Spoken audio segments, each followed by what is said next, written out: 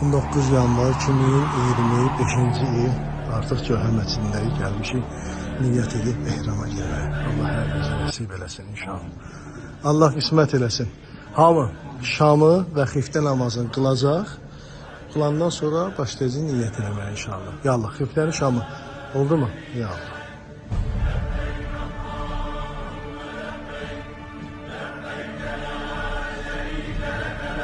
لبيك اللهم لبيك لبيك اللهم لبيك لبيك لا شريك لك لبيك لبيك لا شريك لك لبيك إن الحمد إن الحمد والنعمة والنعمة لك والملك لك والملك لا شريك لك لبيك لا شريك لك لبيك لبيك اللهم لبيك لبيك اللهم